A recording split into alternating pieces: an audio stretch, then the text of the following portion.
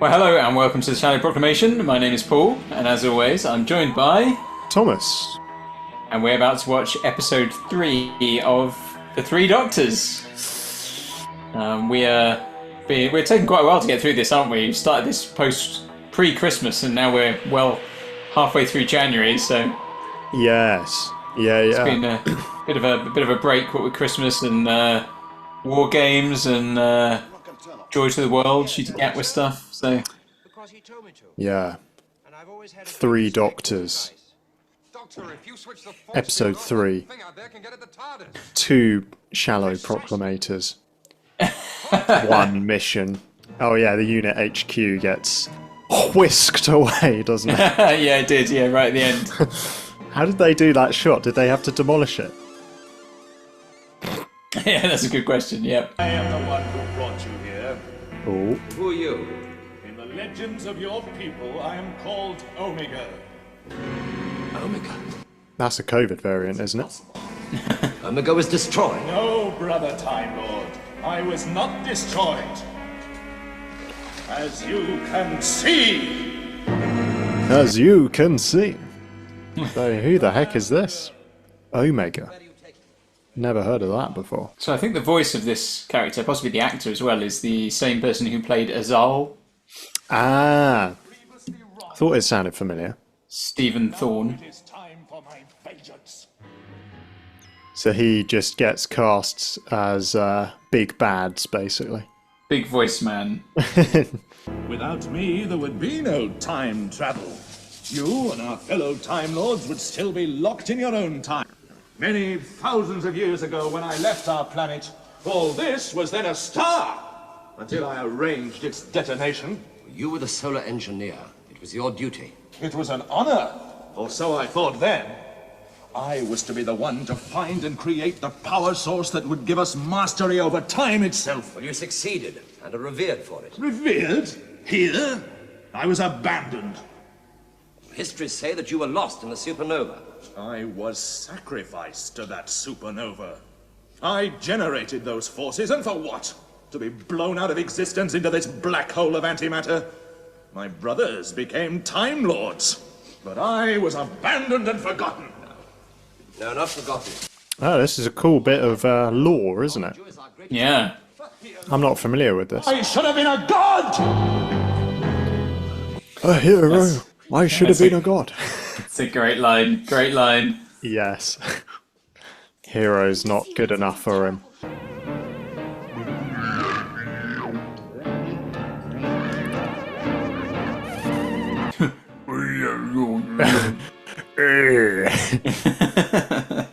I quite like these gel guard things. I think they just look really good. The colour's very good, isn't it? Yeah, the way they Very kind of reflect. Yeah, it just look really sharp. Yeah. I mean, even though they basically just kind of wobble around and go.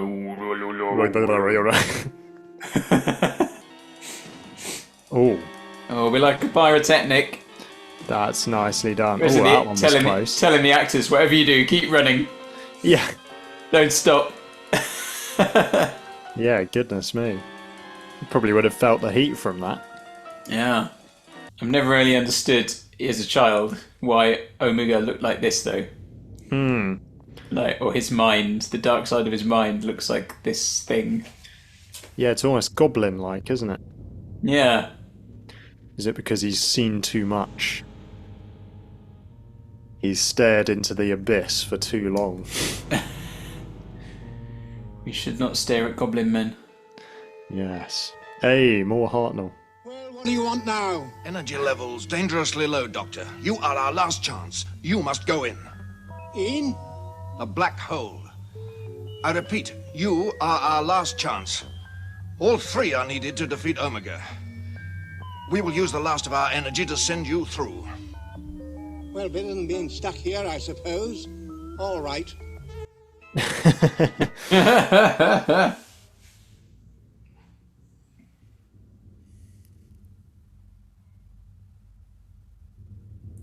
It's kind of quite a neat choice not to have any sound here, isn't it?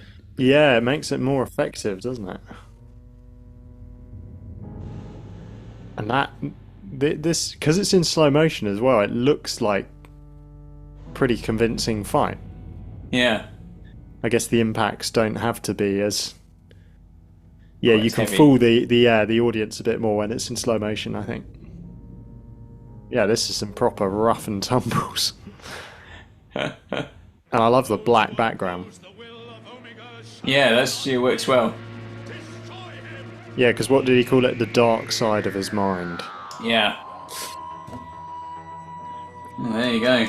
I'm Garth Marenghi, author, dreamweaver, visionary, plus actor. You are entering my dark place. Garth Marenghi's Dark Place, highly recommended. Yeah, I really enjoyed that. Yes, yeah. What do you make of it? Because obviously, it's. I mean, we were saying in the last episode, I said to you, like, "Oh, what do you think? We've not had the villain revealed," and I was asking you if you had any thoughts on who it would be. I mean, I knew that you probably had no concept of Omega and stuff anyway. So, what are your thoughts? Because it's kind of it's a big. It's sort of an anniversary special, even though it's not really. It's closer to the 9th and the 10th year and so on. But it's not really a big figure, is it? In the sense of it's not a figure we know. Yeah, it's not even the Master, which you might... No. If you'd told me the villain's a Time Lord, I would have been like, oh, well, it's got to be the Master then. Yeah. Yeah, it's interesting, isn't it? How the whole thing is kind of a battle of the Time Lords. The Time Lords on Gallifrey are fighting Omega, and the Doctor's kind of caught in between. And the Time Lords kind of reluctantly recruit the Doctor and break the first law of time and bring back his past selves to fight Omega. And then Omega's like, join me. And the Doctor refuses. And yeah, so Omega is I guess the new element that's been introduced in this episode. And I think he's a lot of fun because at first he plays it slightly pantomime, doesn't he? And he's quite an over the top villain in a fun way. But it kind of works because you can imagine this quite eccentric scientist figure who's pushed things too far and has ended up going a bit crazy and power hungry and wants to be seen as a god and not a hero. Yeah, I think he's definitely turned up to 11, isn't he? And I think Stephen Thorne actually said at some later date that, like, with hindsight, he maybe wouldn't have done him quite so over the top. But... I don't know. It probably is part of what makes this story memorable. It's kind of fun, isn't it? But yeah, and we're getting some more sort of Time Lord lore, as you said. Yeah. So if I caught that correctly, he developed the TARDIS time travel technology. Is that right? So he engineered the power source through this solar engineering, this supernova, but was destroyed in inverted commas in the explosion. So he's one of the sort of founding fathers of Time Lord technology, so to speak, or Time Lord civilization. So it's quite a new bit of info for us, you know, adding more mythos to the Time Lords, really. Yeah, that's very interesting.